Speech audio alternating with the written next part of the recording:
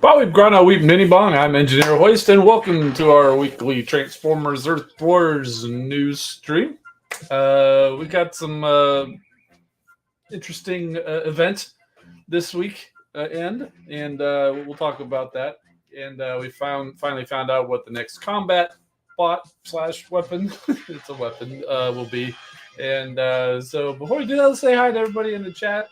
Hello to Super VH, Rafcore, Leland the Custodian, Damon Swinky, Cuddy Fox, PB Chew, and our esteemed guest, who's usually one of the replay viewers, Carnage McArts. Good to see you here live. Welcome. Good to have you here. And Oktar, I think, was here earlier. I'm sure if he's not still here, he'll be back. And so welcome to everybody. Glad to have you here. And let's go ahead and get to the news. This weekend's event is called the Big Hunt. As you saw from the thumbnail, it's kind of like an Easter themed event, which honestly I got to go back to it because this thumbnail is hilarious. They've got Grimlock wearing bunny ears eating the arm of a chocolate Optimus Prime. That's just hilarious, honestly. But I wonder how Optimus tastes. It's almost a throwback to the desertion of the Dinobots episode, where the Dinobots actually get convinced by Megatron to kind of fight against Optimus, except there was a 100% less bunny ear wearing. So anyway, let's go. Let's move on to the event details. So Cybertronians eat chocolate, or is it Candy Energon? I'm sure it's something like Cyber Chocolate or something. They've come up with some, Chocotron or Choco John, something like that. I don't know. Anyway, take part to win up to the. Most of these numbers are based on the listing that they said in the prestiges. They didn't list all this in the newsletter, but hopefully my math was correct. 10 500,000 troop XP items, 50 premium combat chips, 50,000 premium shards, 7,500 3-star shards, 2,500 4-star shards, 150,000 of each of the Spark Combiner and Combat Spark, 20 hunting canisters, and 100 rustling bushes. What the heck are those last two you're saying? And we'll get to that. This is where I said it's a different event. This is an individual prestige event. Normally, this is the time in the saga, being the 4th week in the saga, where it would be some sort of an alliance event, or at least in some endurance event for the new combat bot. But they pushed that off a week because of the holiday weekend. It may not be a holiday for you, but it is a holiday for a lot of people, hence the whole bunny and chocolate thumbnail and image from the space ape. But yeah, starts the usual Friday start time, ends the usual Monday stop time. There are 10 prestiges, and there is bonus experience. This is definitely one of those times where it's not necessarily super XP, because there's a whole list of XP. I didn't include it in the slides because it's just like, oh, it's crazy. Just know you'll get a lot more XP. Level 4, yellow event button. Pick your zone, win the battle, collect the prizes, as usual. The event battle zones are flat battle zones this weekend. 10 points per battle. That's it. At least that's what's published in the newsletter. Well, they published that it was the standard battle zones, but based on the conflicting information. Based on how many points are in each prestige, it's got to be the flat battle zones. So you can see here, there are 10 tiers per prestige, 10 prestiges. They're 10 points, basically 10 points per battle. Every battle you're getting one of these prizes. You're moving up a step. If it takes 10 battles over 10 prestiges, that's 100 battles. And you're done. It doesn't matter what level. It could be 100 at zone 1. It could be 100 at zone 15. Or, it's all the same. So this is basically everybody has the equal opportunity to get the same distance into this type of an event. It's only about your effort, not about the strength of your squad. It would be nice if we had a few more of these every so often, so that you do have that ability. You don't have to be, having played the game for 5 years, so that you've got battling in zone 14, 15 or more. So it'd be nice to have. It's nice to have some of these every so often. But as you can see, you can go there. As you go through each prestige, you get 2 hunting canisters. So that's why there's 2 of them. And it doesn't say here, but those rustling bushes. Here's what you get that in them. Basically, every battle that you win, you get a rustling bush. How that's going to be in what it's going to look like, don't know. They didn't give us a picture, but apparently you get one of those, and when you crack them, these are the prizes that you can earn. Equal opportunity to get 1 Kremzik, 2,500 of any of the sparks, or a hunting canister. So in addition to getting 2 hunting canisters per prestige for a total of 20, you also have 100 other opportunities to get additional hunting canisters. Okay, so it won't all be, because 20% chance. So you got it. So assume that if the odds stay even, you get probably about another 20. It's not, you won't get, not everybody will get exactly 20. So here's what's in the hunting canisters. 10 premium crystals, it says. 20 premium combat bots or chips, 20 and 25,000 of any of the sparks.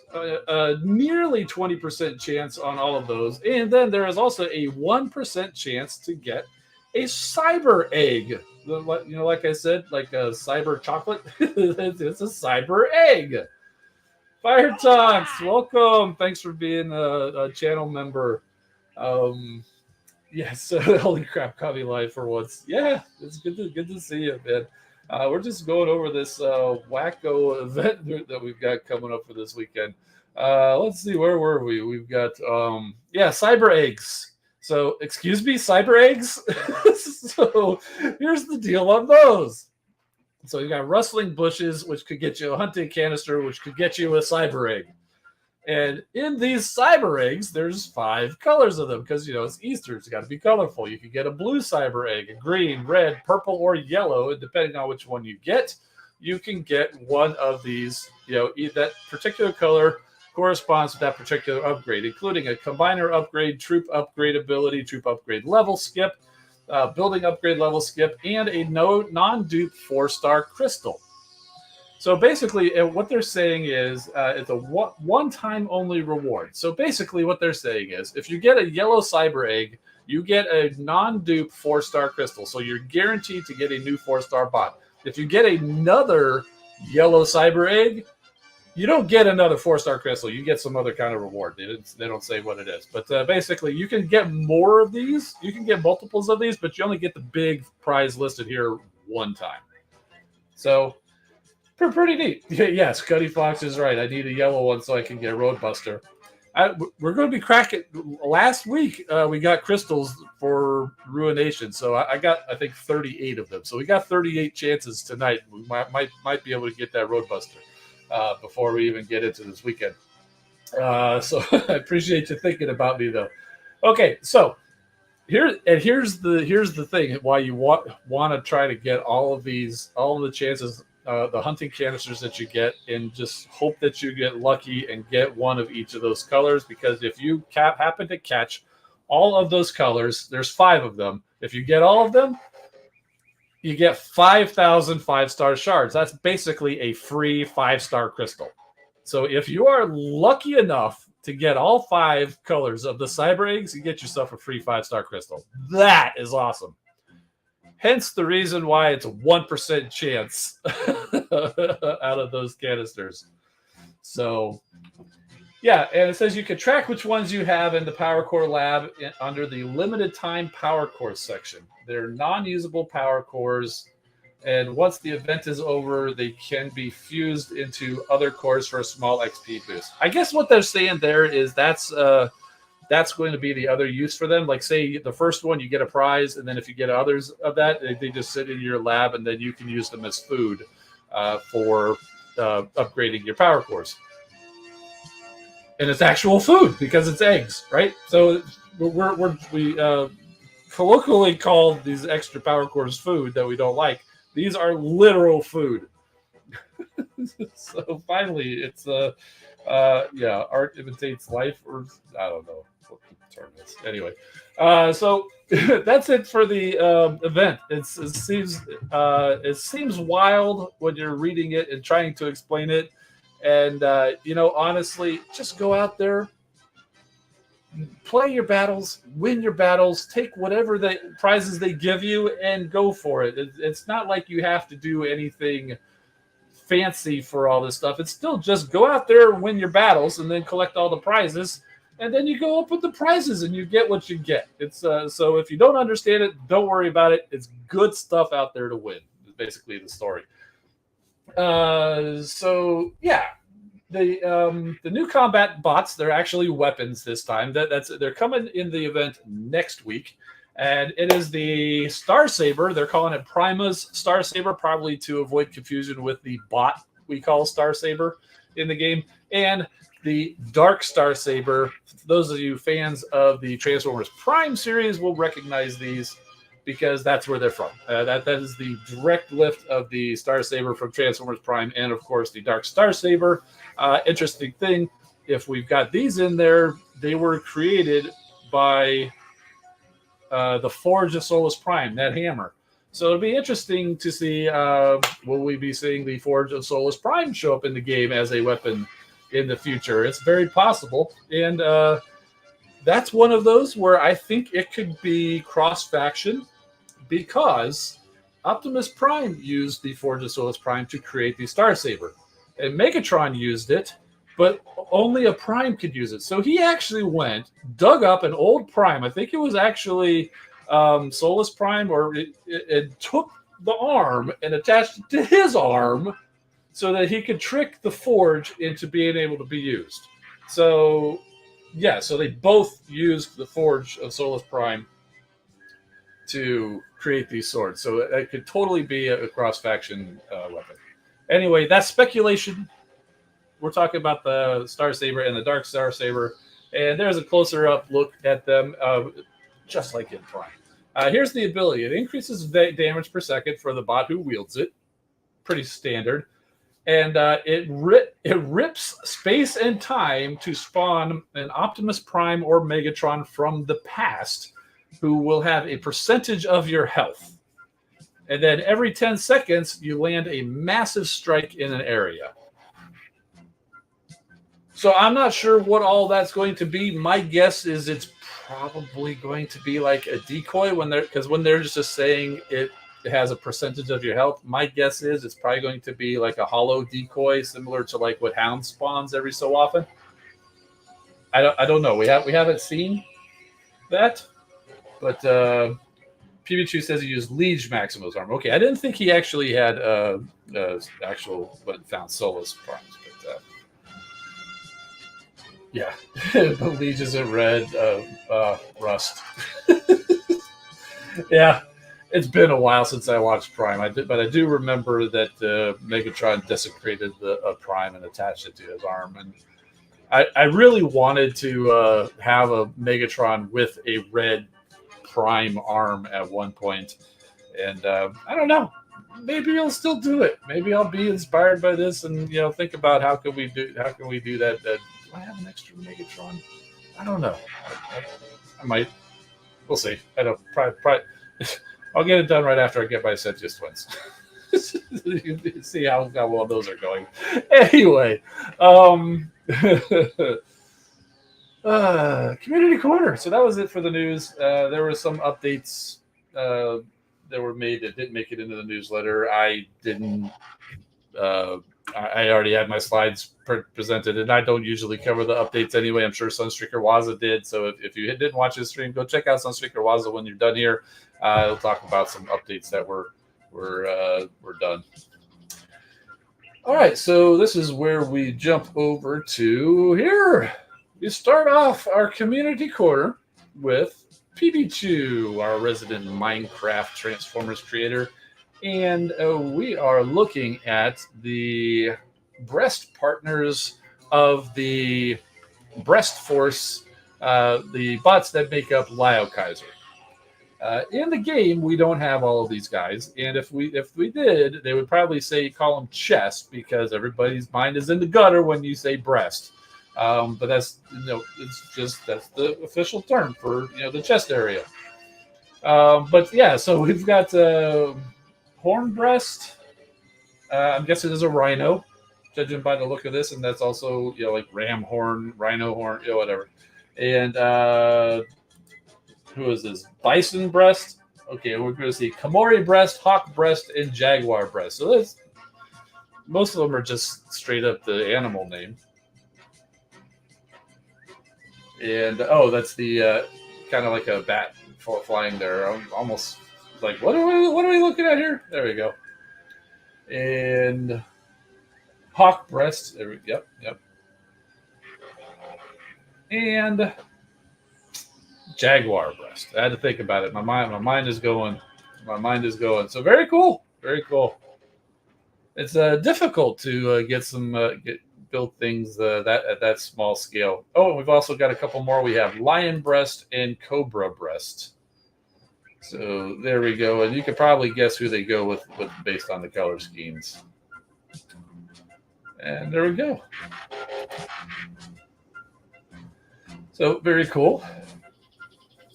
Jettison C4 says, here are the newest additions to the Destron ranks. Crossout.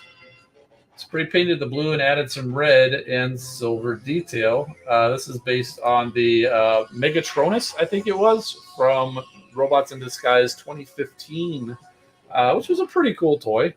and so he decided to make him a new character, and I think it looks great. It's a really nice paint job, and um, better than I did when I tried painting those details on a bot. So yeah, very nice. And then we've also got a tank mode, and he's calling this a thing mode. So I bet you never thought a tank could have a Gerwalk mode. So apparently they do. So he also spent 30 minutes on the back. So there you go. Did you paint all those little missiles there? Or just getting in all the details too on the back. I mean, a lot of little areas that would be difficult to get into. So nice job. And for reference, this is what the toy looked like when he started. So very nice. And we've got some more entries from PB2. This is an albino nemesis monkey, which he swears is unrelated to the Nova monkey that I got the last stream, which is sitting right behind me. So we'll get a closer look.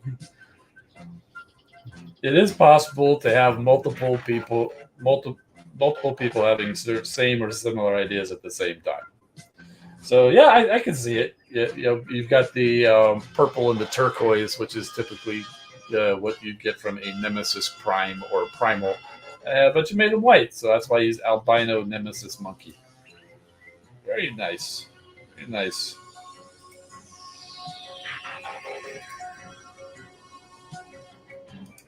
That's awesome. That would be a cool custom idea if I had an extra monkey primes lying around. Yeah, so he's saying based on the Nemesis monkey from the Buzzworthy pack. Yeah, exactly what I was thinking, but albino. So yeah, I mean, if I had another one of those, I mean, I've just got like the original monkey prime, and I do have that Nemesis monkey, as you're probably aware. But I don't have another extra one to color up into that. But it'll be fine. I have great plans, great ideas, very little follow through usually. Although you're going to see some follow through I did this past week here coming up in a little bit if you stick around for the toy section. And here is Rodimus Unicronus. What did you say? I think you did some changed it up a little bit based on some toy hacks and the Masterpiece Black Rodimus. So there we go. So that's a nice looking Rodimus Unicronus. Very, very well done. Very cool. And we got a late addition from Prime and Duncan, who is very proud of winning 300 points from the war. Probably because doing the hard mode, I think. In standard mode, you'll get 225. Hard mode, I think you can score 300. And, showing off that somehow, I don't know, was this a glitch or was that legitimate that there's a mortar over there at the feet of Fortress Maximus?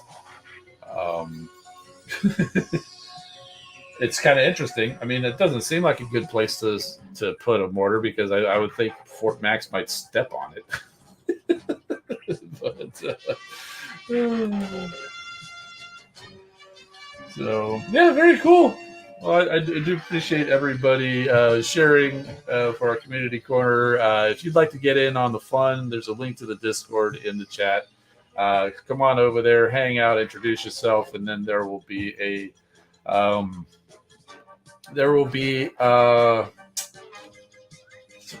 thread, chat room. I forget what they call it, but yeah, it's a place where you can go and submit your artwork, whether it's digital or hand drawn or 3D prints, even if you happen to do anything like that, customs, game stuff. Oh, we got one more came in at the very last second, real quick. Then this will be it. We got Mega Prime. Very proud of upgrading his runabout and bot power 5484. That's really something. Nice job. Okay, so just a few more slides. YouTube channel, social media, and roll credits. Thank you to everybody, including our newest channel member, Fire Talks, for helping support the stream, and also thank you to the moderators who help out here in the chat during the stream and also on Discord. And haven't used this button in a while. Does it still work? Well, apparently it doesn't work on this one, on this this screen. So okay, it was supposed to say subscribe, and I took a clip of it when I had like 3,000 subscribers. That was like 9,000 subscribers ago, but I'm too lazy to go make another one. As if you watch a lot, there's definitely not I don't push that too often. Yeah, so okay. Oh, Prime and Duncan about the mortar by Fort Max Foot says accidentally moved the building. It somehow went there. That would be pretty something because if that was legitimate, I don't think the bots could even go over there. I'm sure it was a glitch. Blame it on the new UI, right? Blame it on the new UI. All right, so let's go crack some crystals. See if we can find Roadbuster. Any bets on whether we find Roadbuster or not? So we've got 50 premium crystals, which I got from various sources. I think the event and also dispatch mission chests and all that.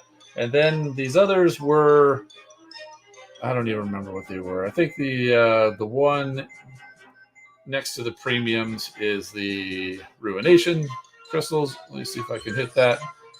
Yep. So 2, 3, or 4, and there's that 4-star Roadbusters, teasing me, and I forget what these other ones were.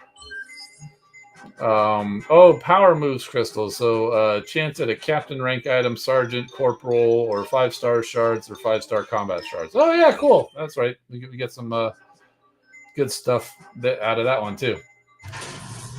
So first, we'll go ahead and crack these total spark crystals, which I got from going a little bit further in the Cyber Pass. So that's nice. And let's go ahead and crack these power moves crystals and see what we get. 5-star shards and combat shards. I'm not even adding them up because it doesn't matter. Although I am pretty close to a new 5-star crystal. I don't think this will get me there, even if they were all 5 stars. Still just 5-star, 5-star. I don't know. I guess we'll see. And hey, we got a corporal troop upgrade. And a bunch of combat shards. And the last group of these gives us basically the same. So I did get a corporal upgrade. So, ooh. I don't know if you noticed, did you see get more? It said 2 and now there's 7. So we did get. What did we get? A 5-star crystal or combat? Ooh, we've got a combat to get. And so we've got this one here. We've got Bash Breaker and Kunai, Big Daddy, Victory Leo, and Buzz Strike are the next ones from here. And those are definitely the ones I'm going to go chase after.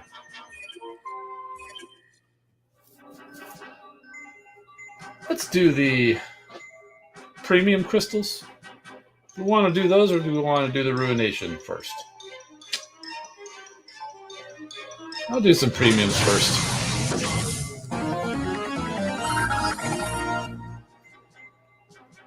If we get really lucky with these premiums, then the Ruination crystals will just kind of be moot. It'll still be good to get character shards and whatnot. So not completely useless, but the throw would be gone if we do get lucky and pull our Roadbuster in here. We'll see.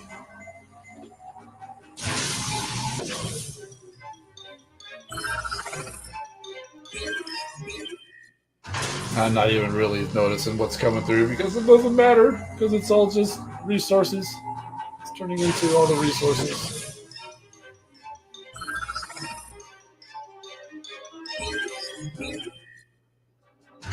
And there's the last group of premiums.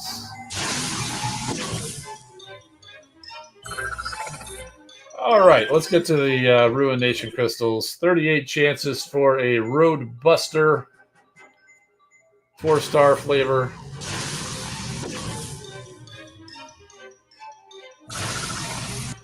Oh, I thought I hit the skip button. Concentrate your fire. Let's go ahead and skip it now. Okay, so nothing there. We did get a Roadbuster, but he was lightly seasoned. Just a 2-star. Let's do the next round. See if we break out of there for some. Light them up. Nope, we got a 4-star twin twist, but we already had a 4-star twin twist.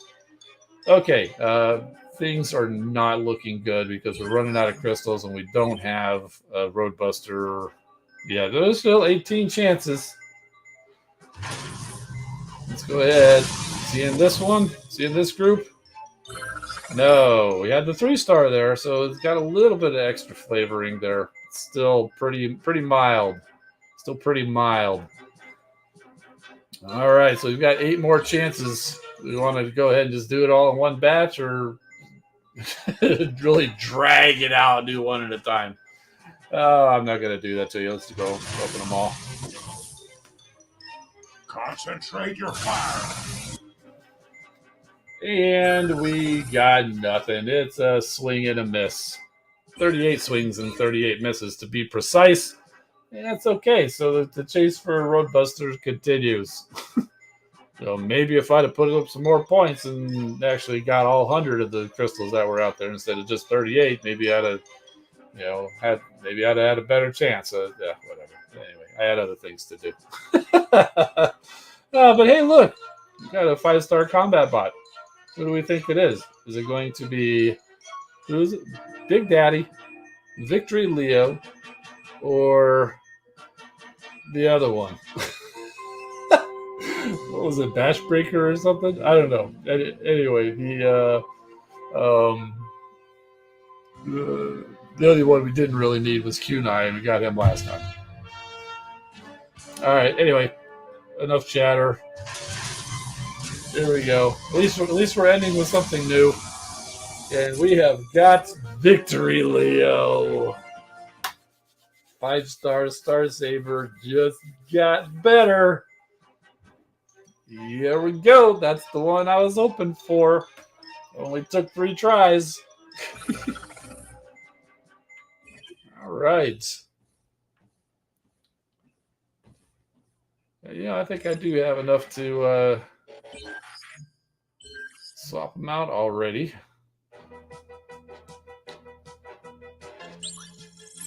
I gotta level them up, but I don't care. I'm gonna go ahead and equip them.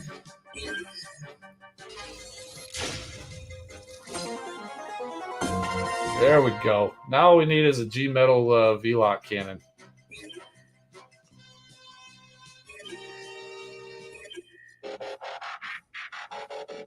Pretty sure I don't have that. I got a gold medal. I got a gold one, though. A gold medal. Gold medal. And a silver metal. So, yeah, he's doing pretty good. So he's already like the one of the top bots. Well, that's based on star rating. So let's go to power. So power rating, he is almost caught the 4-star. And remember, the 4-star Star Saber is like he's level 62, and our 5-star is just level 57. Oh, and I can move the 4-star Victory Leo over to my 4-star Star Saber. Let's go ahead and do that. Make him a little bit beefier.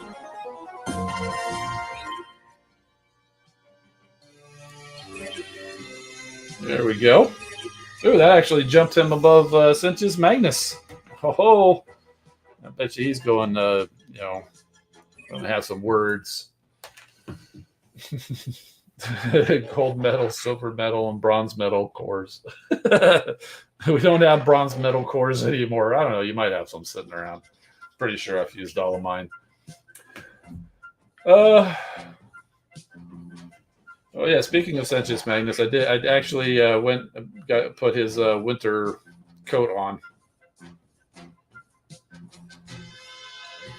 So the creator of these skins, Water Dragon, actually got in touch with me on Discord the other day, just to say thanks for bringing it up and on stream once in here. We'll bring it up again. So there we are, Sentius Magnus with his winter wardrobe. Very cool. It's like he's glowing almost.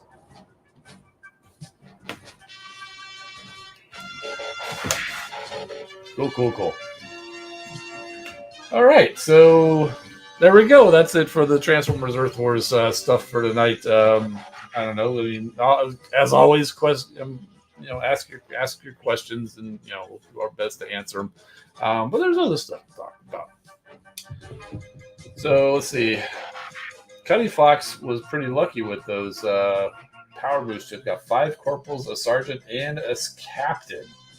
Very nice. As you saw, I just got the 1 corporal, which, yay. I've got a lot of corporals already. Oh, so I didn't get any new bots this past week. But I did get some new stuff. Some stuff I made, some stuff I got. It's Transformers related, but it's not figures. Turns out there is a site called Icon Heroes, and they're having apparently they lost the license, or they're about to lose the license for Hasbro and everything like that, which means they can't really sell it. So they were doing a crazy clearance, 90% off of everything. Thank you to Patriot Prime for sharing out that information and the code. And so, Fire Talks, myself, and a few other people went over there and tried to raid the bins and get what we could. And so I got 3 things. They had a really nice pin set with Hot Rod and Ultra Magnus, but those were sold out by the time I got there. But also, but instead, I ended up getting this stuff here.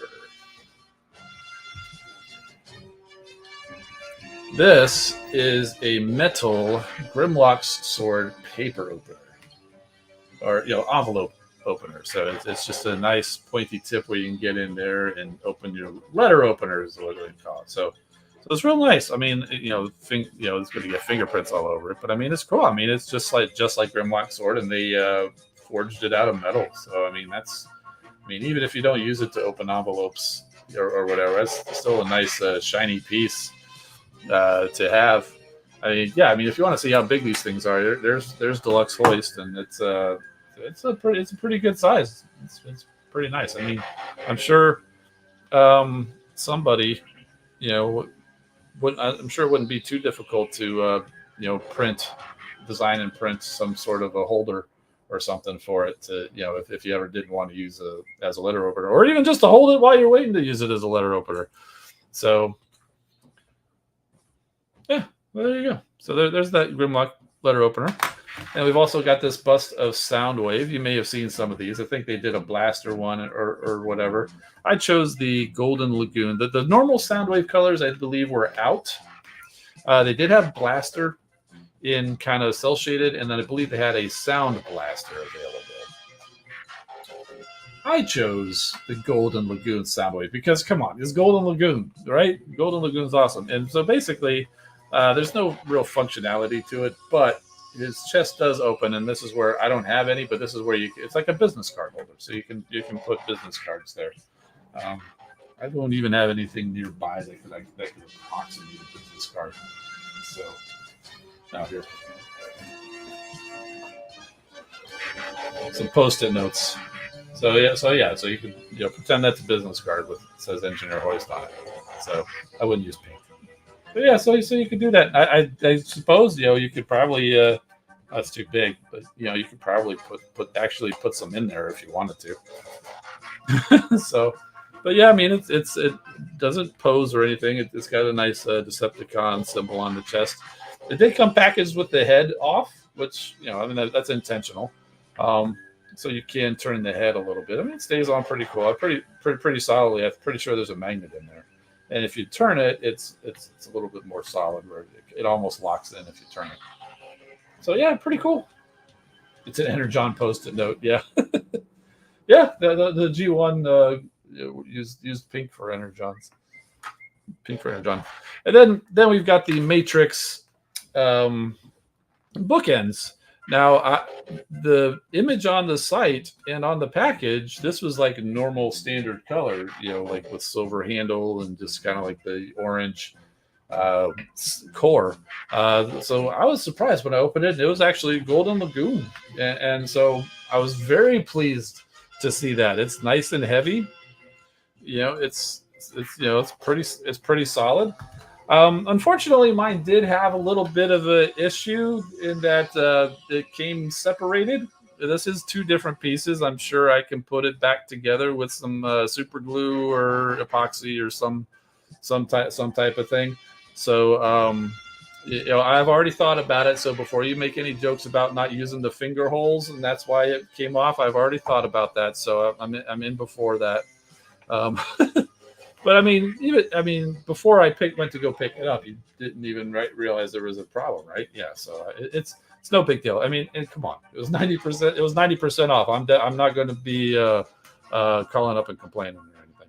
I mean, if I paid like full price for this thing, I'd be contacting customer service. But in this case, I'll fix it. Not a big deal. So I have the touch. I'm Hoistimus Prime. This is super VH. Thank you. So thanks for the promotion. So there we go. So that's my haul from Icon Heroes. It might be worth checking out. I'm not sure if the sale is done yet or not, but or if there's even anything left.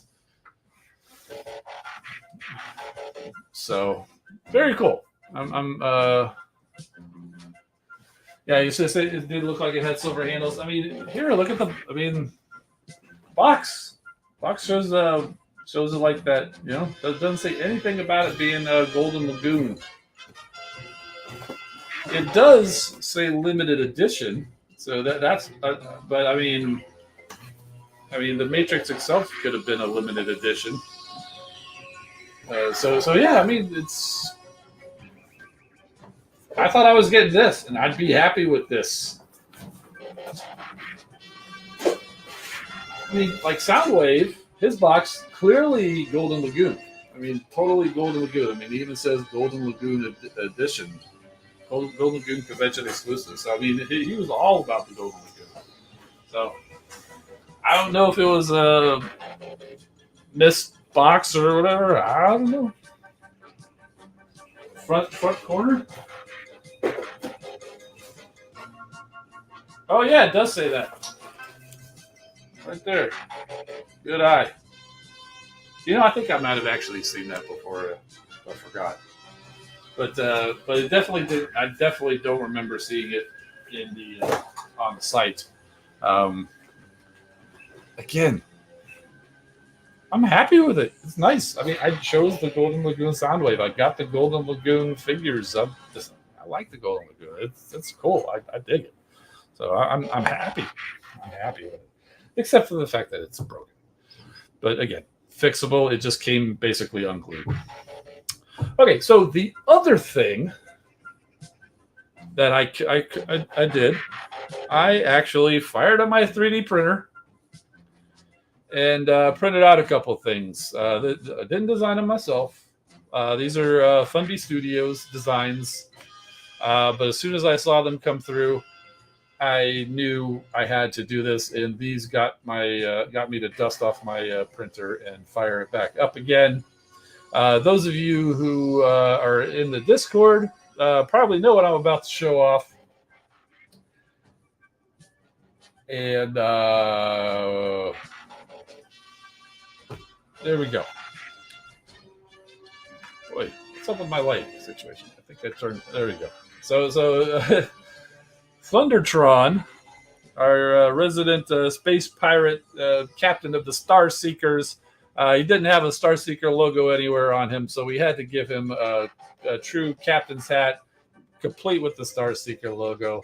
And what would a pirate captain be without a parrot on his shoulder? So I thought that was a really clever use of his extra foot. That's what it's based on. That's basically his extra foot that comes off that gives him a peg leg. You can plug it onto his sword here, or you can make yourself a little parrot thing. It's just a 5mm peg, pegs into the foot hole. And the nice thing is you can actually bring the head up, and he says, and you can actually have it like peg onto his arm, and you can use it as like a turn, you silly thing. It could be like a blaster on his arm. Yeah, and the hat just kind of rests up there. It's got a hole made for his head, but it doesn't really plug on or anything. So you can actually do that, and it's allegedly blast effects compatible on the beak.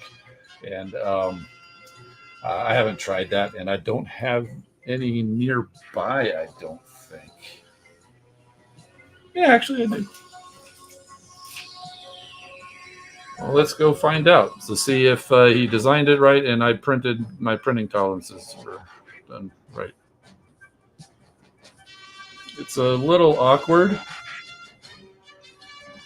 but yes. It's a little awkward, but yes, it totally will take blast effects. So he's not just a friend who can hang out on your shoulder and go rock, polywon, and a cracker, but he can also blast some fools. Yeah. For a little bird, that's a big blast. Yeah. Well, I just grabbed the one, but that's all. So anyway, so I did throw some paint on it. I have the multicolor capability. I did actually print the hat. This logo was using the multicolor capability. I printed that all in one piece. This one I painted because even for a tiny little thing like this, to get the paint to do the beak and the chest in color, not even the eyes, just the beak and the chest, it would have been like 12 hours. And I was like, I do not need to spend 12 hours to make this tiny little thing just for the just so I can have colors. I ended up throwing some paint on there, and after I mean, it still took like a couple hours to print just because I printed at a fine detail, and I just used some paint pens. Really, I didn't, and that was only just 30 minutes or so. So there you go. So now you've got Thundertron. He's got a little pirate friend, and he's got a pirate hat. So yeah, Fire Talks is he's one of the people who got me into this whole 3D printing thing. So thank you, and but he said he's got something printing right now that would be like 3 hours if it was a single color print, but it's got 2 hours. So now, it's got two colors, so it's going to make it 26 hours. Yeah, that's how it goes. It's just because it depends how many layers you have to change the colors on, and it takes a while to. You're welcome, and I'm sorry. Yes, exactly. But yeah, it takes a while because you got to unload the one color, then you got to bring out the other one, and then you kind of got to throw away a bunch of the material, the plastic, so you can get the old color out and use. So anyway, it's a lot of explanation, and if you're not going to get into it, you don't really care. But it takes a while as well. Is all you need to know. So yeah. And that's only two colors. I mean, if you had a 3 or 4. Now, the nice thing about this hat, when I was set to print it, if I were to try to print it flat like this, that would have taken me like 19 hours because it was a color change on all these different levels. But what I ended up doing is I oriented it like this, to where basically just this front, just these few layers are the only ones with the color change. All the rest of the hat is just completely black. So it was at a weird angle where it was kind of, crooked and all that. But what that did is it minimized how many layers needed a color change. So instead of being like 19 hours this way, it only took 6 hours to print in this orientation. I did mess up a little bit because the back is not as great. Oh wait, no, this one's actually the one where I printed in 2 pieces. I actually sliced off the one part. I've got another one here where I printed. This is the one I printed kind of at a weird angle. Um, but I didn't do a very good job with the support, so you can't really see it. But the back doesn't look that great. But I mean, nobody looks at the back, right? It looks good for this direction. And if you didn't do any of the color changes, like first one I did, it was like 2 or 3 hours. So there you go. You can't even really see the thing. But I mean, you could just slap some paint, dry brush or something there. So how did gravity not mess with it? Well, you create supports. The first, you put additional plastic that you end up tossing or recycling, whatever you're disposing of it responsibly, and it sticks to the build plate, and you build up supports. It's like a scaffolding that you build up to hold it. So again, quite technical. I could explain more if you're really interested, or show pictures. You know how to get a hold of me.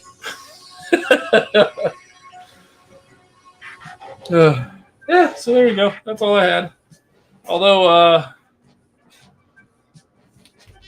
it's going to be a while, I didn't grab any pictures because it's just something I just tend to not get around to doing when they make announcements. But I did make some moves today that will give us some new bots to show off sometime around July, is what they say. So if you don't know what I'm talking about and you haven't been watching the Transformers news, they had a Hasbro Pulse fan stream today where they revealed some bots, most of which we already found out through leaks, even as just as recently as like yesterday. There's a Legacy 4-pack, Target exclusive, and it's got Transformers Prime Cliff Jumper from the Chase Legacy United Chase mold. They redecorated it into Cliff Jumper, basically something that everybody predicted. They have got Tarn, a recolor of Tarn. He's very dark palette. It's kind of, I almost think it's like stealth mode Tarn. Is really kind of what it is. I would have almost. I don't know what I would have. Mastermind Creations did like an Autobot version of Tarn. They instead of the purple, they made it orange, and they did the face as an Autobot. That would have been cool to see, but that wasn't actually anything in the comics. So if they did do something like that, then they copying Mastermind Creations. So they probably won't ever do that, but that would have been cool. But no, it's Tarn, and he's just like really dark. He's based on the Cyberverse Decepticon Super Soldier. Oh, that's right. He did show up in the. He did show up there with the darker color, so it's been a while since I saw that. But yeah, I'm still going to call him Stealth Tarn. That's kind of what he looks like. Who else is it? Tarantulas. It's kind of yellow. I believe the story on that is that was it was like the original toy deco. It never ended up getting released, but it showed up in a commercial or something. Kind of like all these G2 Toxitron figures that we got, like the Jazz and the Watermelon Mirage and all that stuff. It was original G2 colored concepts that didn't ever end up getting produced, but they concepts existed, so now they made toys of it. Basically the same thing they're doing with Tarantulas. Oh, and what was the last one? Squeeze Play. So another Headmaster coming out like 25 years after Titans returns, and they're still bringing out remolds of the Titans return figures. This time, heavy retool of Mind Wipe into Squeeze Play. So, yeah. So I ordered that. Luckily, there was a deal on Target too, so like $20 off. So. Pikachu says you might remember Crash Bash. Very, very little Titan Master, I think. That's him. Oh, okay, cool. Yeah. So yeah, I mean, I've got them all somewhere. I mean, I was all over getting that buzzworthy set when Fangry was coming out, because I've got the other monster bots. I ended up getting the Repugnus. That was it was an Amazon exclusive, I think it was. Oh God, I don't even remember all the other ones. But Yeah. Anyway, I liked getting I liked the Titans Return when it was like the bots that were supposed to be headmasters showed up in Titans Return. I liked that. Things like Squeeze Play or Repugnus or uh, Highbrow, Brainstorm. Those guys, that was cool. I didn't really need Hot Rod as a headmaster.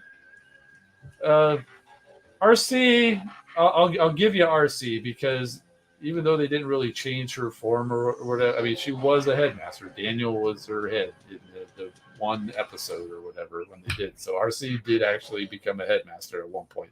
So that exclusive RC headmaster with Leonad, which is just Daniel spelled backwards, that's legit. RC was a headmaster. It's kind of hard to get the nice Princess Leia shaped head though from the little square dude. It's all good. Internet is on fire about the Browning pistol. I think I saw something about that, but I didn't even look into it. I need to look into it a little bit more. This is supposed to be coming with that set, right? Probably similar to like what was the thing that came with that one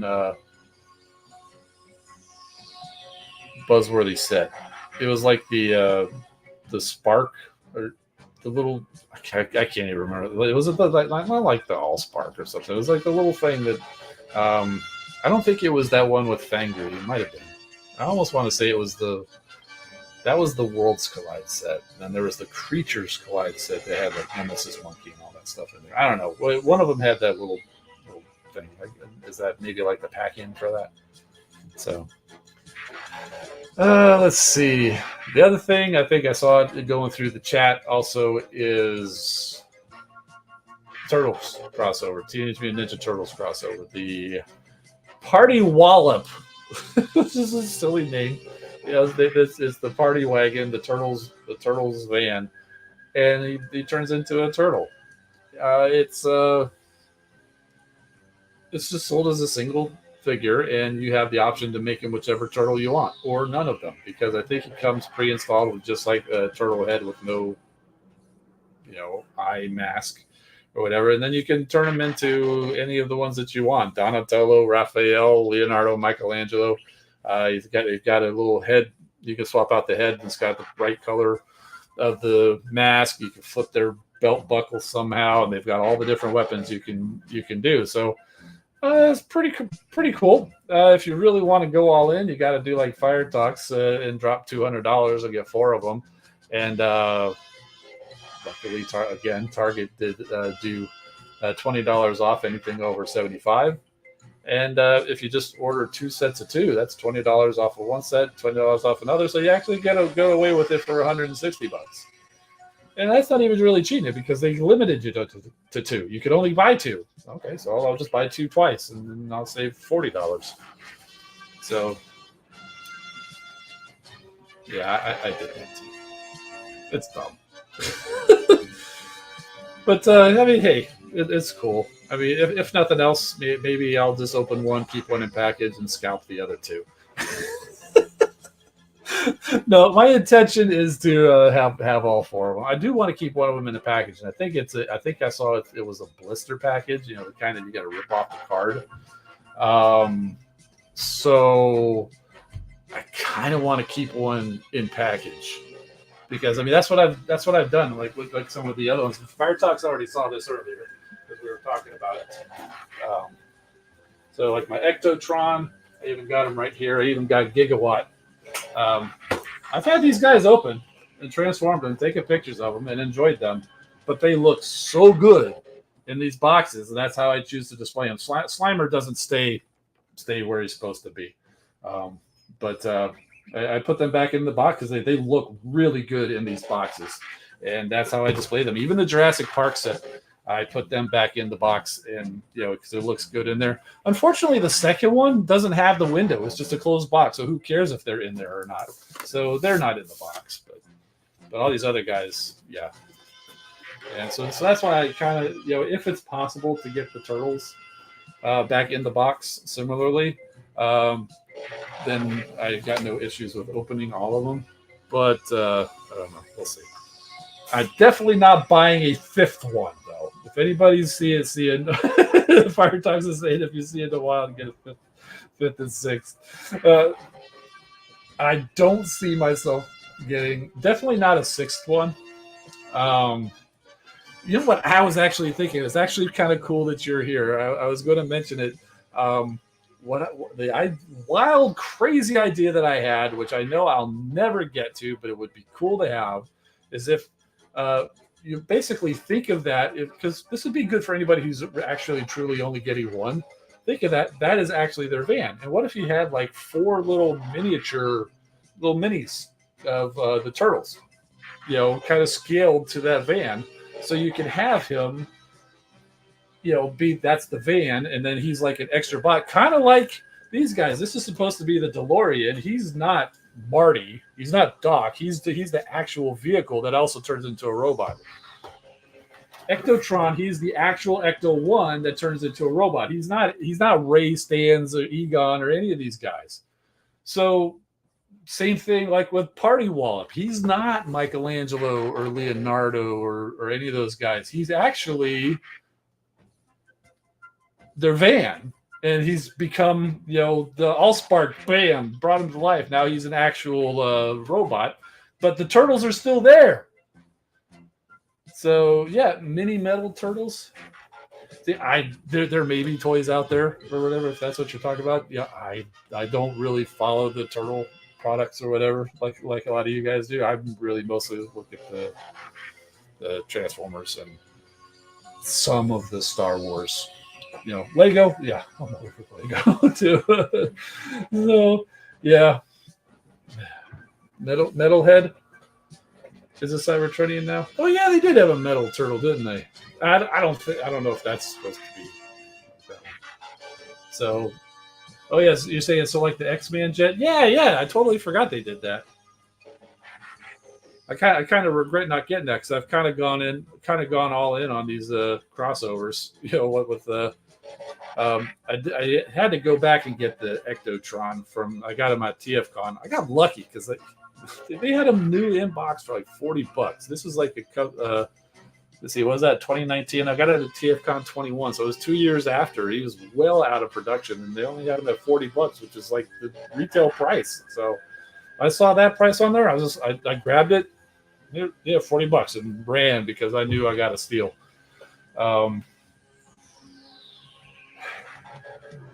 But yeah, all these other ones I've actually got in, basically pre-ordered them. I think I had to do the second round of pre-orders for Gigawatt because he sold out, pre-sold out like that, and they didn't make it the first round. So they opened up a second round. Sent me a link. I thought you might appreciate it. I'll look at it.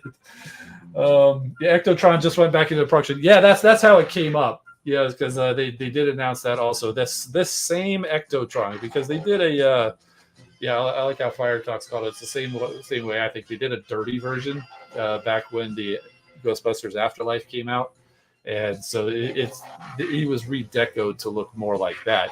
And he came in like in a blister package. It was not as nice of a package. I was like, I kind of wanted it, kind of didn't know.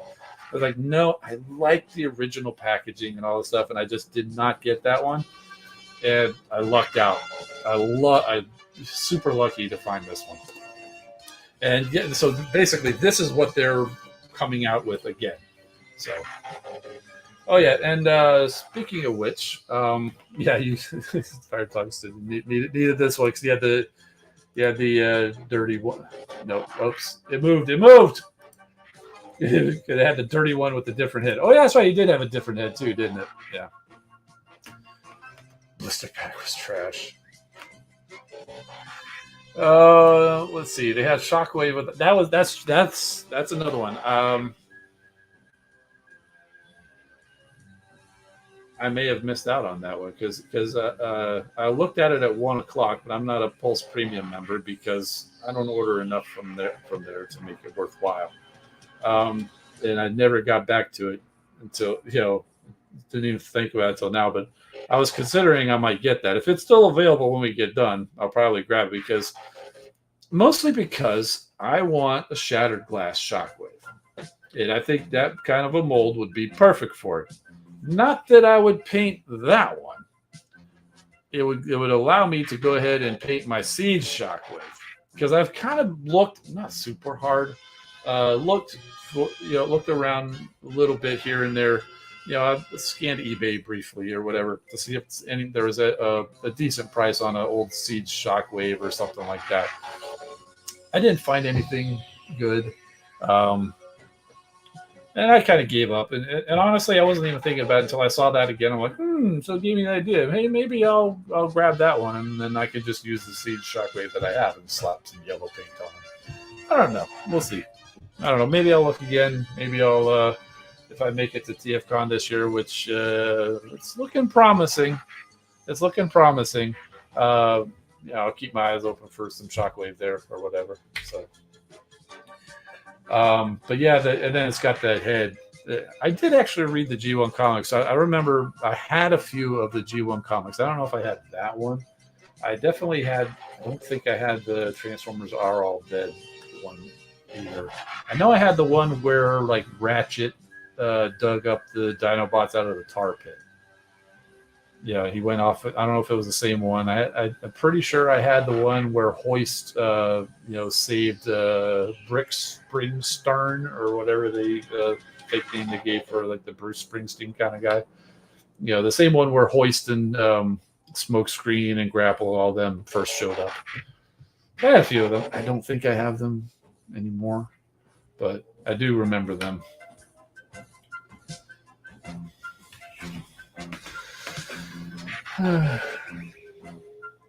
Might use the comic head on Earthrise Prime and do the Megatron arm. Oh yeah, so yeah, that was pretty cool. Oh yeah, I caught up with the new Skybound Transformers comics. Oh my gosh, it's so crazy.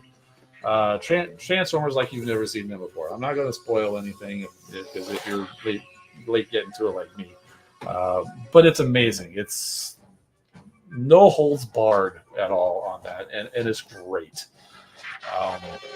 But it's kind of hard to miss. I mean, even before I read it, I already saw the whole deal about Optimus Prime has, for some reason, Megatron's arm on his shoulder. The comics explain it, but I'm not going to. So he's got Megatron's arm on his shoulder with the fusion cannon and everything. And Funby Studio actually made a little adapter so you could take the Earthrise or Siege Megatron arm and put it onto Earthrise Optimus. I only have one Earthrise Optimus, although I do have an extra Siege Optimus, so I don't know if it will work for that, but I intend to go kind of peek and see maybe if it does. So I do have an extra Siege Optimus and a Siege Megatron actually. At Fire Talks, I did kind of like what you do, where I had the Megatron and Optimus from Siege. I had them ordered on one of the sites or whatever. Found them in the store. I got excited, bought them, and the next thing you know, it's like, oh yeah, your order is thanks for your payment. Your order is on its way. It's like, what? Oh, it's another Siege Megatron and Optimus. I did a few of those before I started keeping track of what I pre-ordered. So I always keep track of what I pre-order. So anytime I do find something in the store, I'm like, okay, do I have this pre-ordered anymore? Okay, let's go cancel that. Now I can buy it. Yeah, so I do have an extra one of them. I've been thinking about what do I want to do with them. I've got some ideas for throwing paint on them, but I'll never do that. It's like I know where to do it. I did that little bit of paint here, and now I've got paint on my desk from yesterday or the day before.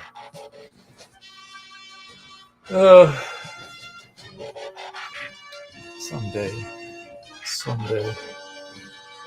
Oh, I think that was it. I don't know. That was all that I remember. Oh, I did get notice that Show Z got they're getting the second round of the Iron Factory drill horn in because I missed out on the first round. I did manage to get him pre-ordered again on the second round, and I ended up getting all the rest of them pre-ordered. So they did ask for the final payment on the drill horn. So that one should be coming in about a month because they said it'll be arriving sometime within the next 2 weeks, and then it takes about 2 weeks to ship from over there. So So we'll be seeing that guy here before too long. And then Kill Bison, I do have pre-order. I haven't heard about that one yet, so that one will be the second wave. And then I'm pre-ordered in with all the others, so I should get the others on track with everybody else. So, poor Razor Quake, that one pin. Oh yeah. Oh man. You poor everybody. I mean, so many people, favorite characters were just have been kind of done wrong. Oh yeah, but I mean, it's good stuff.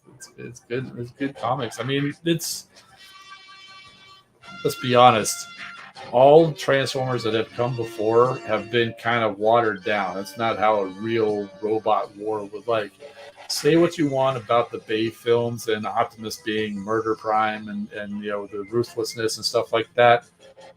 That's way more realistic than any other Transformers show because that has ever been. Like the gruesomeness, the stuff like that. That's probably most realistic type of stuff, and that's kind of where Skybound is getting to. And the Decepticons, one of them in particular, is particularly sadistic and evil, not just freedom fighters. Don't get me wrong, I like that spin on it that IDW did, where the Decepticons were freedom fighters, just that lost their way, but not inherently evil. No, it's not those. That is not the Decepticons in this. This round of comics. So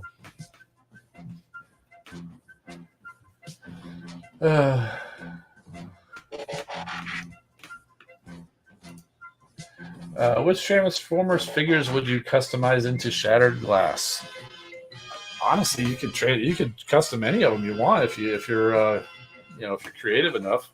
Like I did talk about, like I want to do a Shattered Glass Shockwave, mostly because we got Shattered Glass Shockwave in the game, and I think he looks cool in yellow. I've had ideas about what a Shattered Glass Hoist might look like, and I did get an extra Earthrise Hoist figure specifically to do some type of a custom. I had Shattered Glass Hoist in mind. I can't put my finger on a color scheme. I mean, one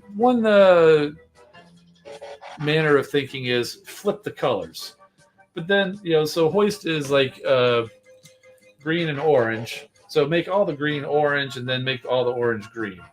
And I'm just not sure if that would actually look great or different enough. Or you could just make them purple, like like Optimus Prime. Yeah, but there's too many purple. That's just too easy. So I don't know. I haven't really thought about it in a while, to be honest with you. But definitely, so those are some ones. Fire Talks is saying Shattered Glass Wheelie. That's pretty cool. Constructicon colors, yeah. What would have they done a Shattered Glass Constructicons? I'm picturing. I remember it. TFC Toys did one. It was their Hercules set. It was like kind of gray with some red and black. Was that supposed to be a Shattered Glass Constructicons?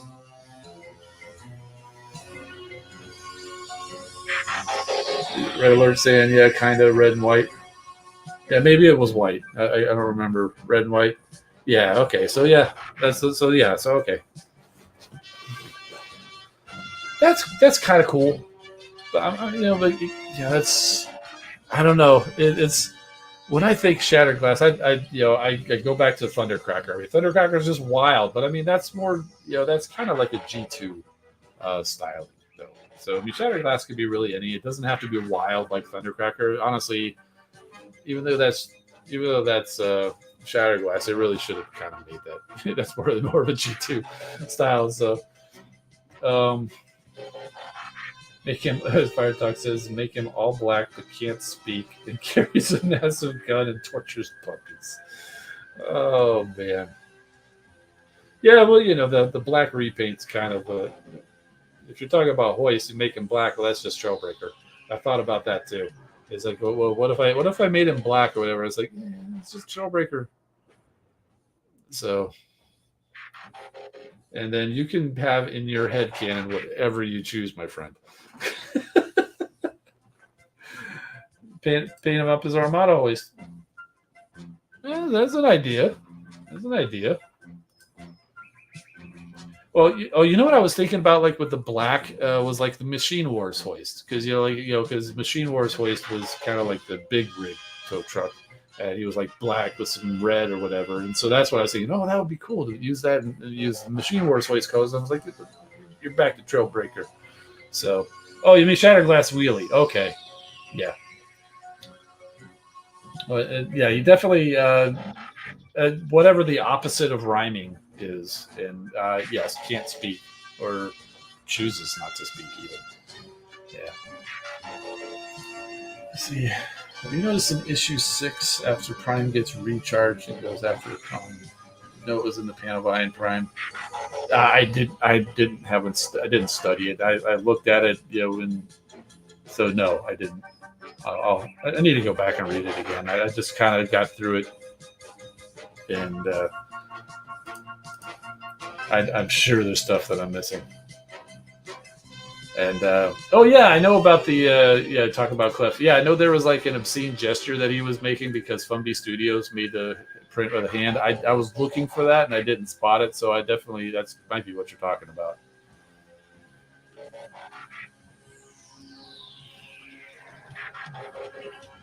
So now you're saying the top 10 figures to repurpose in Shattered Glass. Well, we were just kind of going through a bunch of them. I mean, how many did we get? With the Hoist, the Devastator, we'll say, Wheelie. So there's 3. I don't know.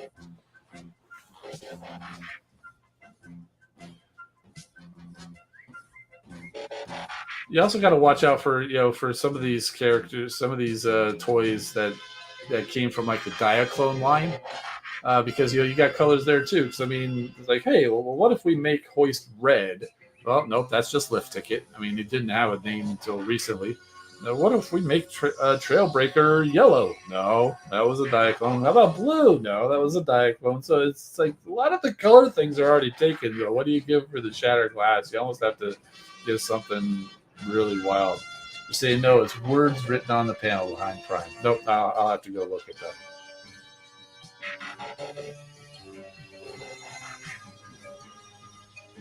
Transformers have problems with some obscure stuff like the slug issue.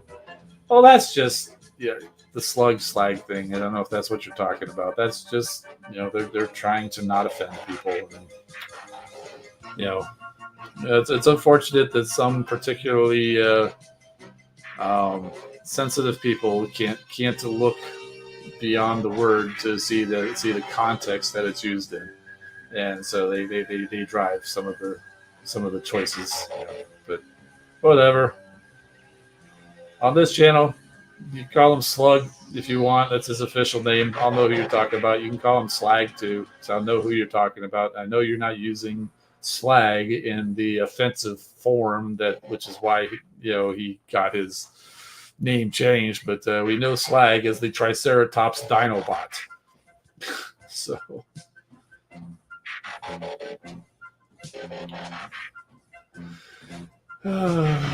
Just like we can talk about the Breast Force all we want, because we know we're talking about the team that includes like Leozak and Guy Hawk and those guys who turn into Lyokaiser. We're not talking about anything dirty. Even if that triggers something dirty in your head, that's not what the meaning is.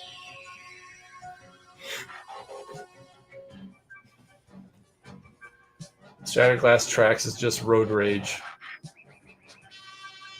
Yeah, that's kind of funny. But in Road Rage is like a non-Shattered Glass character now, completely different from Tracks. But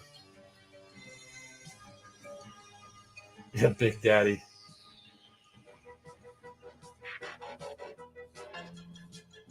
Yes, and Mike S is coming in, with the origin of why they're calling that Dinobot slag, because it is a byproduct of the smelting process. That's the word and why they're calling it that. But people can't understand that. They have to be all anyway. Moving on. So that's why the reason Swoop was Strafe for a while and Sludge was Slog for a while was a trademark thing. They lost those trademarks for some reason, so they couldn't use them. But now they're Swoop and Sludge again because they got the trademarks back. Whoever had them lost them, and so they got that. And Slag is not that. It's a completely different thing. Slag will never come back. Erector, yeah. That is what a crane does. A crane erects structures. And back in the day, they had this little thing with like metal beams and screws and nuts called an erector set. Nobody thought that was dirty, but yeah. And when we were kids and we got erector, I have had erector. I have my G1 erector still. Never in anybody's mind when you're 9 or 10 years old are you thinking anything dirty about that. Oh, he's a crane. Yeah, erect. It makes sense. Only when you grow into an adult and you think back and you're like, oh my. But I can guarantee you, those guys who are naming them, well, I won't guarantee it. It's highly unlikely that they were trying to slip in any kind of dirtiness, but yeah, I don't know. You can't dismiss any possibility, but.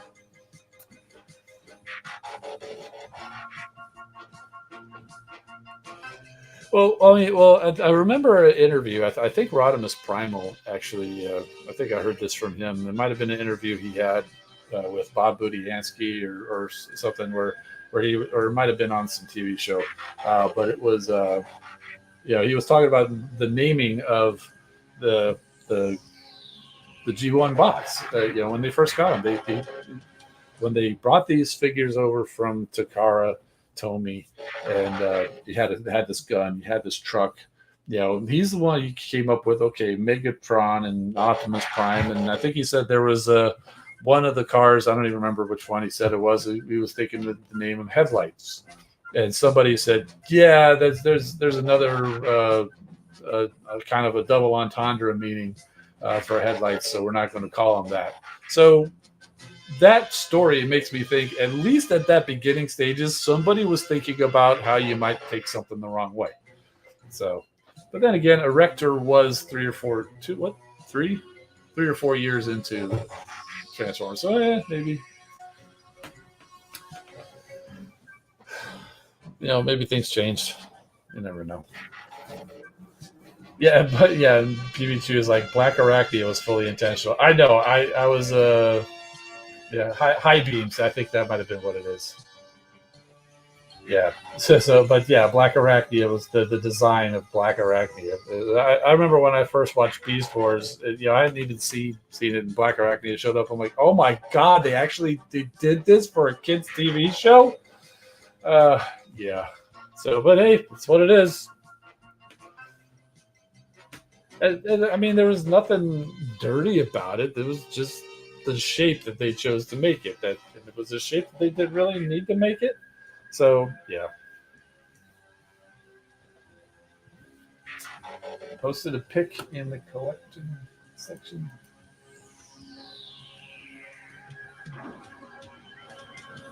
Oh, the comic.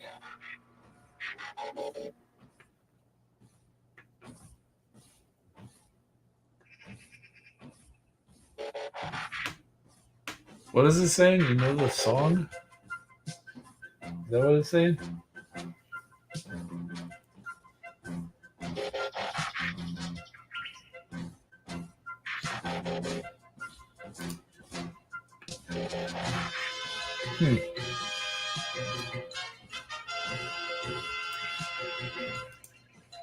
Okay.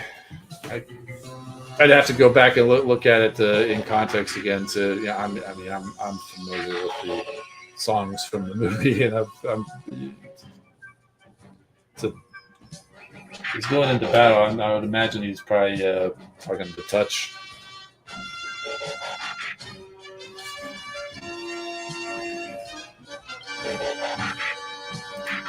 Yeah.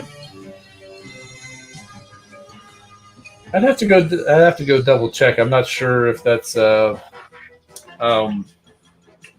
a are they just saying insert the touch here? Yeah, can I pull this up? Yeah, so there you go. So you can see what we're talking about.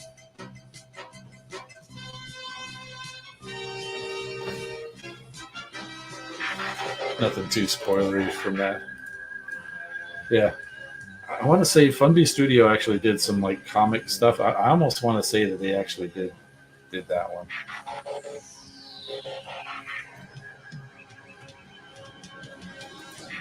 Let me go look and see.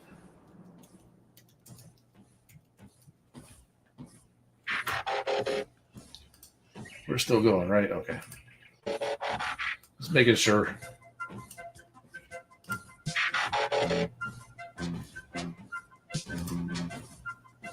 They came up with some like signs or whatever that you can print that was based on the. Yeah.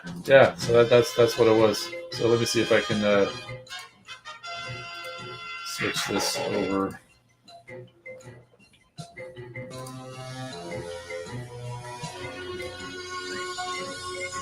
So you can kind of see the you can actually print out a prop with that from that panel, and you can see there's the Earthrise Prime with Megatron's arm attached to. So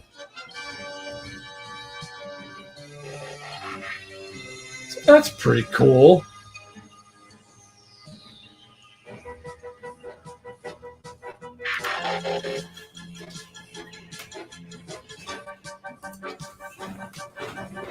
I haven't downloaded that, although I might. So some of those things. And he's got some other things too. So like Starscream's kicking Ravage and says punt. He's got. You also have a Pal, Vroom, Flume. Just a bunch of bunch of comic things, science that you can go do. It's very cool, very clever, and Funby has so much stuff. I mean, there's so many other things to do that I haven't done yet. Oh yeah, the kit to do that Prime. Yeah, it's super simple too. So there you go. It's just this just that little red piece up in the top corner. Looks like a couple of mushroom pegs. You mushroom peg the prime arm off, and then you put this piece in, and then you can mushroom peg the Megatron arm into it.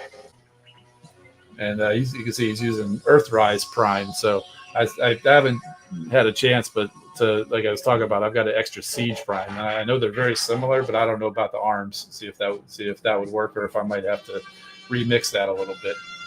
So, but yeah, it would just be something like that. You kind of need a 3D printer, or order it from some 3D printing site that'll do files for you or whatever. If you can get it from somebody, or maybe know somebody who does 3D printing, they can hook you up. So.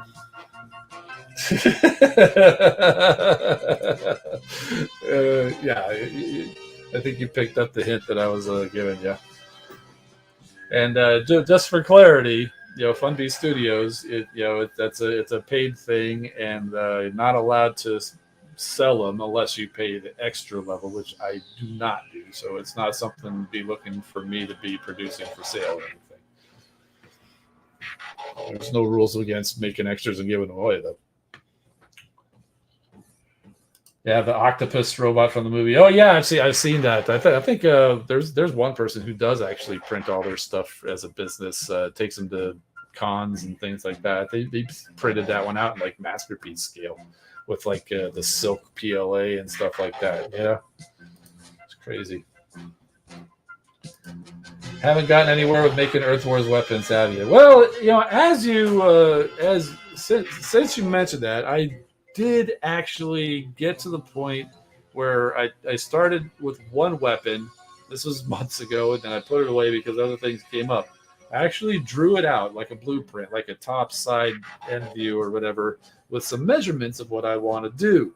And I think it's the side swipe or even smoke screen, like the really long, like a sniper from the game. So I've got a plan for what I want to lay it out. It's just a matter of getting it into a program. And the problem is, I'm not really good with any of the programs. Um, I was trying Fusion 360, and that's just I need to spend more time in that, and I don't think I'm going to continue with that just because it's a pretty steep learning curve, and then on top of it, it's only free for hobbyists, and if you do ultimately end up getting pretty successful, legally, or morally, you really should pay them a ridiculously high level of a price. So I'm starting to think that maybe use one of the free options. Um, I don't think I'll ever get that successful that I would even approach that level. But what happens if I do? Then I'd be, I'm the kind of person that even if nobody's checking, I would feel obligated to do it, and I would do it. So basically, I decided, and I tried Tinkercad a little bit, and I'm sure if I did more with it, I'm sure I would do better. But one of the things I'd really like to do is learn. I have ideas for doing things like heads. Like I got an extra scourge from the Velocitron Scourge because I want to make a hot rod out of that. Because I like the concept of hot rod as a truck. But he needs a new head, and I don't know if I'd ever find a hot rod head that would work. So I'm thinking, why not? Learn how to make your own heads. And I hear Blender is a good use for that. So I'm currently going through some beginners courses with Blender. I've got my new Mac can handle Blender spectacularly, and so I'm like 5 lessons into making a donut. If anybody's ever tried Blender or looked up Blender tutorials, you'll probably know what I'm talking about. So that's kind of what I'm working towards because I have been thinking I want to get I do want to get some of those weapons done. I mean, whether they end up being successful for sale or not, it's something that I wanted to do and I want to follow through. Sentius doing an entire figure like Sentius Magnus or something like that, it's probably too ambitious for somebody who's never done the first 3D design.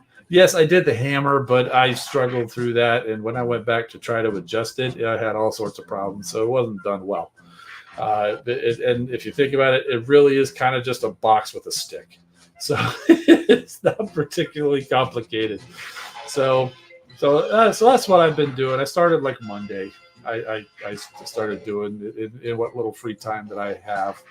I've been doing like a bleeding weapon on the screen. I was doing like a lesson or two a night or whatever. So, but I mean, so far from what I'm seeing, I mean, it's a big learning curve. But I mean, you go through some tutorials that they walk you through it. But I mean, I can see where it can be useful. Now, it's not intended to be it's the focus of Blender largely is for like animation, 3D, digital images and movies. They use it for movies or whatever. It's kind of funny. I don't know. Did you see the movie Everything Everywhere All at Once? I recently saw that not too long ago. Pretty cool movie. But anyway, so there's like this infinite donut or whatever. I forget what they call it. But apparently, the person who did that was one of the donuts they did following the tutorial. They did that, and they threw that in that movie, or at least that's what the guy said. And I mean, he's so yeah. So that's, but anyway, so Yeah, so that's what it's intended for. So it's not really intended. It's not specifically made to create things to 3D print, but you totally can. I mean, you can export STL files and things like that. So, that's I'm going to start working towards doing something like that. Other heads that I thought about creating, other than Hot Rod, is like I'd like to. I got an extra Legacy RC because I thought it would be cool, and of course, if Hasbro does one before I get around to it, then okay, fine. But Nancy from the Junkion, Rutgar's wife, girlfriend, sister, mother, woman, I don't know. But anyway, so Nancy, the Junkion. I think that would, I think that RC mold would work well. Needs a new head, obviously, and I think probably a new front of the motorcycle would work well. So that's another one that I was thinking that might need a little bit of extra ability beyond simple CAD programs. Also had an idea for some add-ons for like Trashmaster.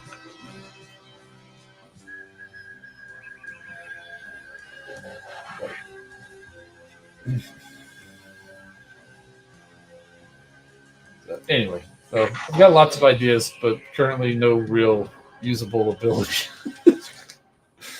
I tried getting a model kit of Hot Rod and using the head from it. Well, I have the only model kit that I know of is, by the way, High Blind Prime. It's good to see you in here. The only one that I'm aware of is the Flame Toys one, which I do have, but that's the IDW Hot Rod. And I was more thinking like a G1 style Hot Rod. Plus, also, you get the idea of you want to be able to transform it, and so you do have dimensions that you have to keep in mind.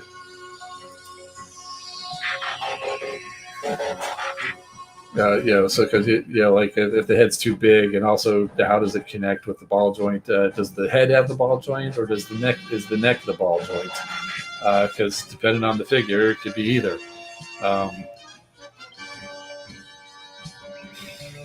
So now, if you happen to have like the a figure where the ball joint is the socket is on the figure, then you have a head that you want to put on there also has a socket. That's not too difficult because you can just create a bar with a ball on each end, and then that attaches. But if you have the ball on the body and a ball on the head, that's a little bit more difficult. You could probably create a sleeve or something, but then you just have a really long neck, and it would look stupid probably, unless it's like locked down.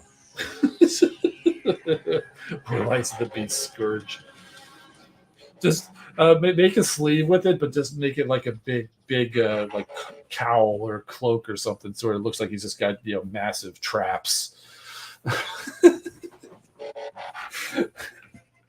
Yeah, yes, and non-uniform ball joint sizes. Yeah, so okay. Well, you got a socket, you got a ball, but okay, well, the ball's too big for the socket or too small, or either way, it doesn't work. So yeah, you're taking notes on things not to make. Oh, don't feel like you're not would be stealing any ideas from me. I have ideas, I throw it out, but am I ever actually going to do it?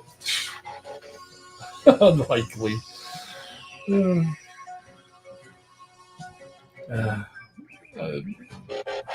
I'm trying to be better because I want to do this stuff. I really do, but I also want to do so many other things.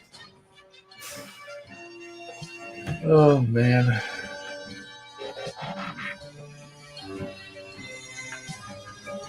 So and so right now I've got the I managed to pull these things off for Thundertron, but I haven't done anything since I printed that parrot.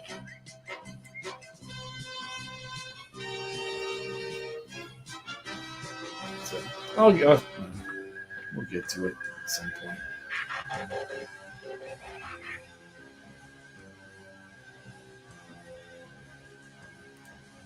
And you're saying use an X-Acto knife to cut out insides of the head and replace it with the proper connector. Thought model kit because the head usually comes in pieces.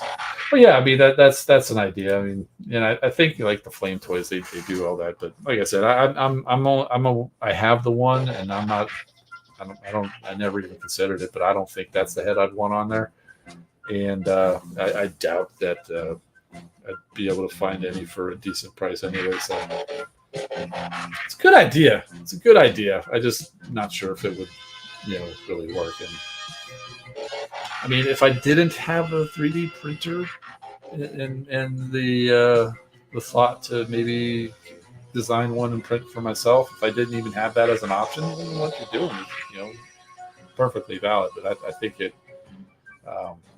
I'm not that talented with that kind of stuff. I just know I would ruin it, before did anything with it. I have a greater chance of success designing and printing one than I would trying to kit bash something. I remember trying to put together model kits when I was a kid, like the cars and stuff like that. They always looked terrible. The nice thing about these model kits nowadays, like these, these Transformer model kits, that they're, it turns out they're very much like Gundam. And I have done one or two Gundam sets too. It's all basically all just snaps together. You don't have to glue anything. There's a couple things you can glue. You don't have to paint anything. It's usually molded in the color that it needs to be. Obviously you can do any of that stuff, but you don't have to. And most of my stuff I have not. The only one I did paint was just because it was a custom class at the TFCon 21. So it was a cool experience. It was cool. But all the other model kits I put together, just, half of them I didn't even put stickers on. They came with the set. Mostly because I'm thinking, I was like, well, I don't want to put stickers on it if I'm going to paint it at some point, like in 15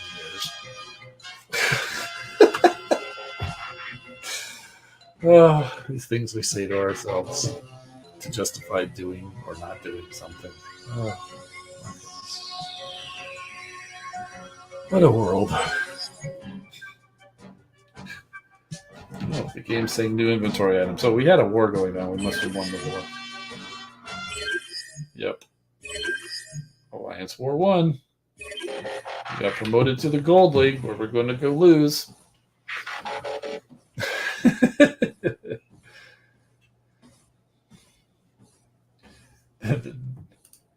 The trick with the car model kits was to paint everything first and put it together.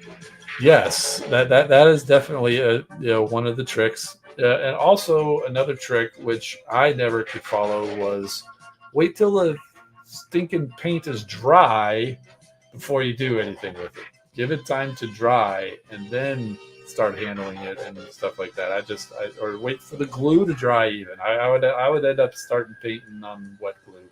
So that was the problem. But I was young. I was like 8. I was not the most patient person. I'm way more patient now. And honestly, that's the problem with the custom class is there's not enough time in that 8-hour day to really take apart, paint, and reassemble an entire figure while still allowing time for that paint to dry. Because like that red alert I ended up doing, I'm sure I showed it off on stream before, and it's just got gold fingerprints on a few different places of it because I had to put them back together. I had even less time this past time because I had to go set up the booth.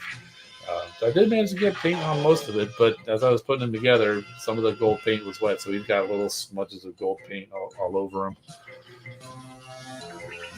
So, and you're still half done, yeah. That's kind of I always mean to get back to him, but that was the third one that I did, and I still never got back to the first one or the second one. Well, the second one I did actually get back because that was the model kit, and we painted it all on the sprue. I never assembled it. I did assemble it after I got back, although there is some paint cleanup that I need to do. For example, even the shoulders, I painted the wrong side, so I even need to take that apart and repaint. But that hasn't happened.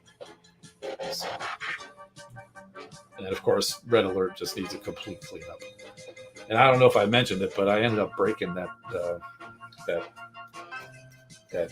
weapon, the hand replacement thing. I was trying to move his hand and was pressing on that instead, and it snapped right off the fingers. It was resin printed, and I don't think resin's particularly strong to handle something like that. I mean, it was dumb of me not pay. I was just not paying attention and pressing the wrong thing. It was a clean break, though. I'm sure I could probably super glue it right back. And also, it's not that difficult of a design of something if I wanted to just try to recreate it.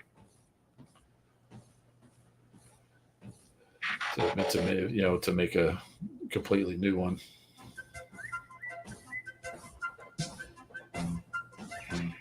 And that kind of thing also kind of got me thinking about wanting to get into if I could design some heads. If there was something that I want, I mean, there's I've had other ideas. I can't tell you off the top of my head because they're kind of like passing ideas where okay, well, this bot would look cool with a different head, but how do you get a different head on that figure? How do you do that? How do people do that? I never could understand, but now I'm starting to think, oh yeah, you can design your own and design and print your own. I mean, that's what we're doing with like these replacement kits, like for the Red Alert, or the one before that was Strong Arm. They used the Studio Series Ratchet, the Bumblebee version. Looked really good. I kind of want to do that. Or even this last one in LA, they took a Tigatron and made Skeletor. They had a whole Skeletor head. What was the other one that they made? Psykill. They made a Psykill head. Well, what figure did they use? Was it a Rekgar? No. Which one did they do turn into Psykill? Is it RC? I don't know, but they did one, not too long ago where they. I could have sworn they did that. Fire Talk says I think it was Rekgar, but yeah, but there you go. I mean, obviously paint, but like a new head and maybe an accessory, maybe a new hand or something like that, and boom, you got a new character. Like it wasn't part of the custom class, but they had a option, or they actually did up a custom with another crosscut with a slightly modified head and a hook, and painted it up as Cannonball. Yeah, you don't need to do a custom Cannonball now because he's coming out with the Walmart wave or whatever. But even if you didn't, whoever did that, they've already got their Cannonball from basically the same mold. So I mean, they're like, good, right on. So yeah, Armada Red Alert. Yes, you don't remember?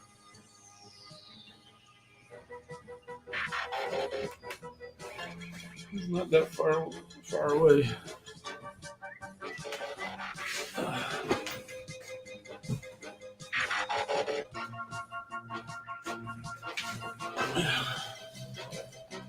Yes, Armada Red Alert.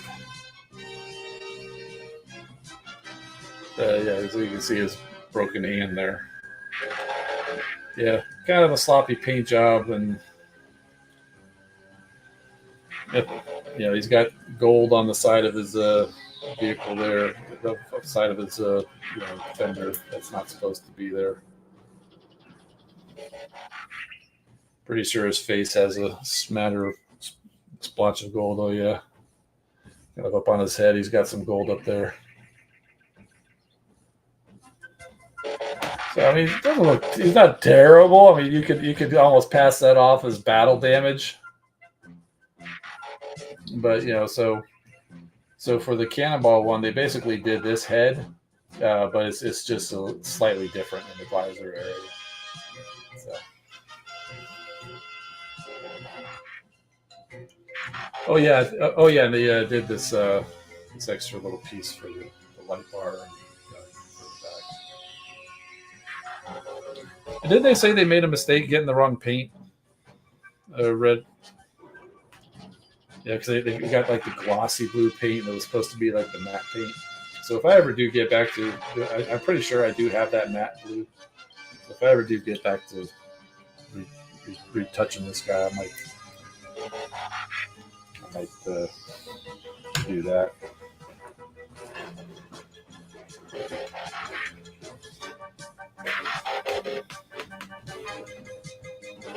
Cannonball is designed after Cybertron Red Alert. This one was Armada. Well, they use the same. Custom wise, they use the same basic head. And this piece here, this was actually, it was just like a little piece here, kind of goes in, replaces the hand, and then there was something else that it kind of plugged in, and it kind of snapped off at the little plug-in.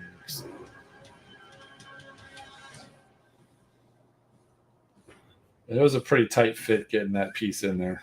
They pretty much told you once you put it in, it's not coming out, or at least it's not coming out without destroying it. So I still have the piece. It's somewhere. Like I said, it was like you see, it's a pretty clean break. I could probably super glue it at the time. Probably wouldn't hold up under a transformation. It would probably be real easy to snap back off again. So.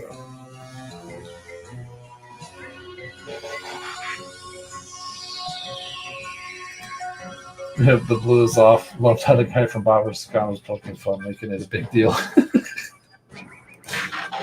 Yeah. I mean, if they never said anything, I mean, if it wasn't called out in the instructions and it didn't say if it just says here use blue, I don't think anybody would have known the difference. It's just the fact that they called out for that specific paint, and then the blue paint that we had was a different number. If it just said like blue paint, but I mean, I appreciate them getting specific with it. If they just showed you a picture of this, I mean, anybody who would go look at this right now, nobody would think there's anything wrong with it. I mean, it would look just fine. What is that thumbs down thing? That's some new feature.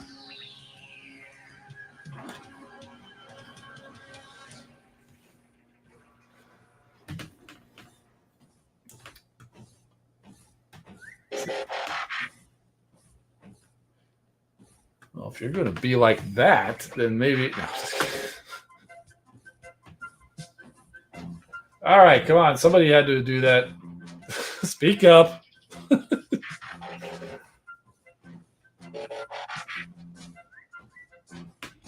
I'm pretty sure that wasn't anything in OBS. If OBS even pulled off something like that, that would be a plugin. I know I didn't plug in any feature. Yep, it was a YouTube feature. Oh, are you the guilty party? Now, if you had to test something out, why'd you test it with the thumbs down button? I mean, at least test it with like a thumbs up or something positive. Or is that commentary on the poor paint job that I did on this with the gold everywhere? So, I mean, if that's what it is, then yeah, fair. Oh, interesting. You did the heart. Yeah. Well, yeah. If you're talking like the little hearts that float up or whatever, I don't see those when I'm using StreamYard. So it was rating your hand. What? Reading? What's celebrating things? I don't know. That's weird. Anyway, I wasn't expecting to see something like that. I guess I got some research to do. Go see what that is, and see if it's something that maybe I need to turn off if people are going to be throwing thumbs downs. Anyway, yeah. Do a thumbs up. That.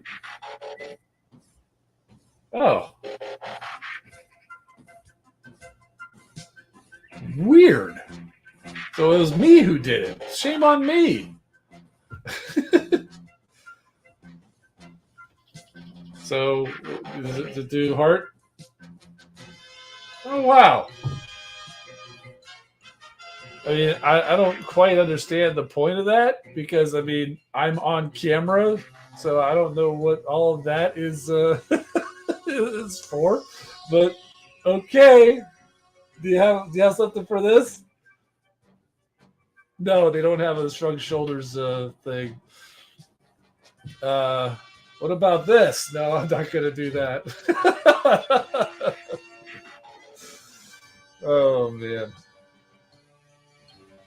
Is that your stream setup? I haven't done anything. I haven't done any of that and turned anything on, but I'm going to. I think I will be going and seeing where to turn that off because, yeah, I appreciate the Daniel Evans. I think you're the first one to call it out, and I was reading the hand. So, yeah, okay. Zoom does this, and it's super annoying in meetings. Yeah, I can imagine. Luckily, where I work, we use Microsoft Teams, and everybody has just kind of silently agreed that we generally nobody has their camera on. Every so often, one of the higher ups wants to kind of be seen or whatever, so they'll put the camera on briefly for like an intro to the meeting or whatever. But then it goes off. We do not have meetings with everybody sitting there staring at a camera. It's everybody. It was not even mentioned. It was not a topic. It was not given as an option. Everybody just never turned their camera on, and it's all okay. And so yeah. Pointer finger up.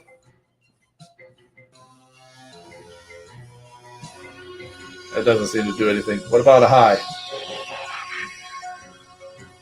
High? No. Okay. We'll do one more thumbs up.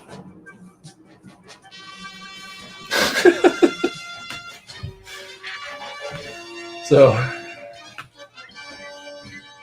I can't really think of any. Oh, peace sign. Apologize. I think. Yeah. Okay. Well, we figured out that brings balloons. Yeah, give me 2 balloons, please. Oh no, maybe not. So yeah, so I can imagine if you're in a meeting or something. Yes, okay. So we're going on something very serious, and we're get to point 2. And what in the world is going on here?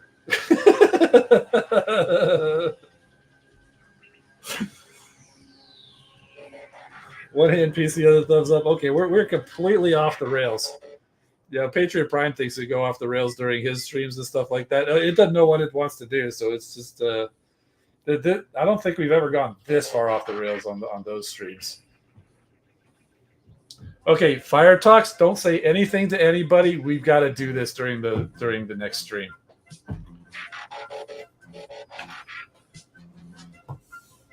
And we can try the other gesture too, see if that does anything.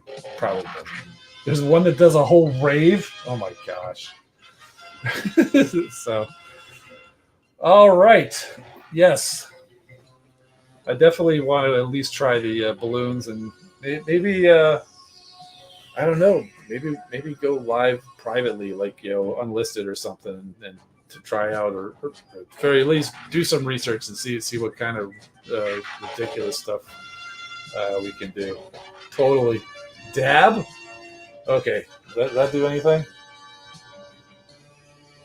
No.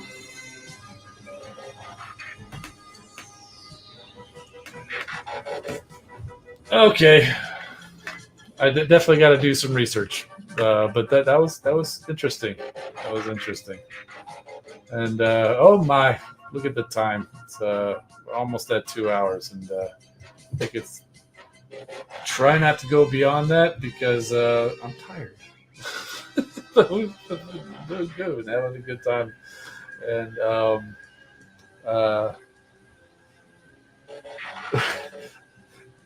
it hang loose hand gesture. Oh, if that did something, Nord's videos would go nuts.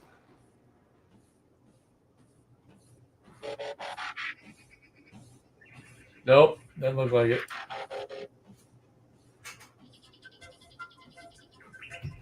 What about metal horns? Nope. All right. Well, I think that's going to do it. Need to go get some rest. You guys go get some rest too, and we'll definitely be looking this up. And whether I keep it on or not, what remains to be seen. I mean, who knows? I mean, since it's only something with what's on camera, it's completely up to me. Who knows? But definitely, definitely gotta try that in one of the next group streams. But anyway, that's going to do it for me. I'm Engineer Hoist. Keep rolling, my friends. We'll see you next time.